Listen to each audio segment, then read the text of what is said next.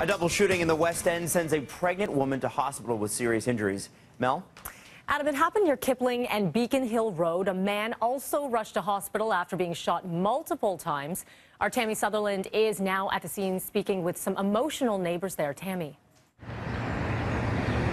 Yeah, that's right, Melanie. And some neighbors telling us that this happened on the 14th floor. It was at about 1:30 this morning that police were called here to this high-rise on Kipling for reports of a shooting, and that's when they found the two victims. A 19-year-old woman who was reportedly in the early stages of pregnancy. She was shot multiple times in her chest, and then a man in his 20s also shot multiple times as well. They were both rushed to hospital in critical condition, but police are now saying that they have both been stabilized. Now, again, we're waiting for more information from police when it comes to a suspect description. None has been released at this point. Police have not spoken to this on camera just yet, but we're hoping to get some more information throughout the morning. But they are asking anyone who lives in the building and anyone who saw any kind of commotion outside of the building early this morning to give them a call, because they are looking for more information. The residents who we've spoken to say that this is just a heartbreaking situation.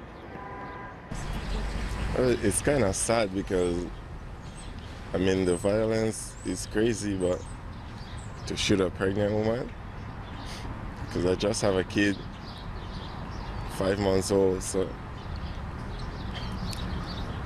I don't know. It just needs to stop, really, because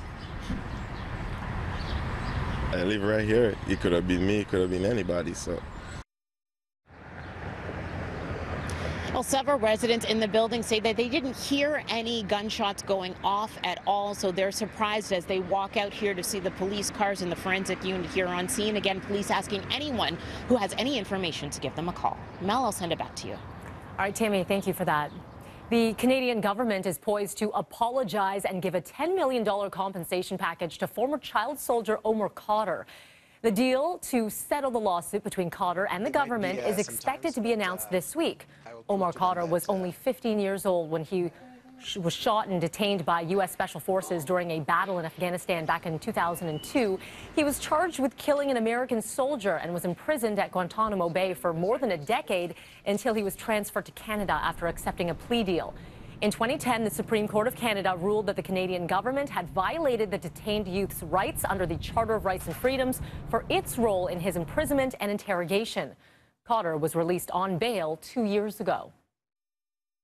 Well, concern is growing for a missing man who has not been seen for over a week now, and police now calling his disappearance suspicious. 49-year-old Andrewkinsman was last seen Monday in the area of Parliament and Winchester. No one has heard from him since. Kinsman, who is active in the LGBTQ community, had been out celebrating Pride the night before. Police are now treating the disappearance as suspicious because friends and family say this is very out of character. The way he had left his apartment and left his cat, didn't tell work that he was gone. He was taking medications, he'd left those behind as well. So we've always suspected that it was suspicious. He doesn't have any history of mental illness. I saw him the Sunday night before he disappeared. He seemed happy. He was going back and forth to his apartment, back out to Pride. He is described as 6'2", medium build, short brown hair, a beard and glasses.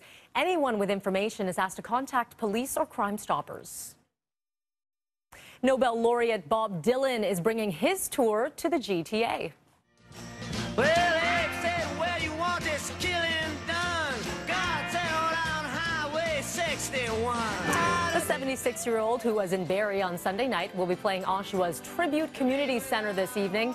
Tomorrow, Dylan's never-ending tour rolls into Toronto at the ACC. Last year, the musician became the first songwriter to receive the Nobel Prize for Literature.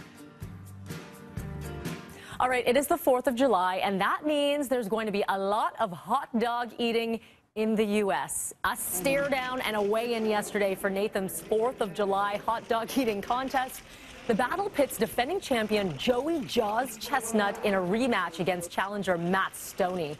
Now, Stoney claimed the title 2 years ago, the only blemish in Chestnut's championship run over the past 10 years. On the women's side, it is Miki Sudo who is looking to repeat as champ.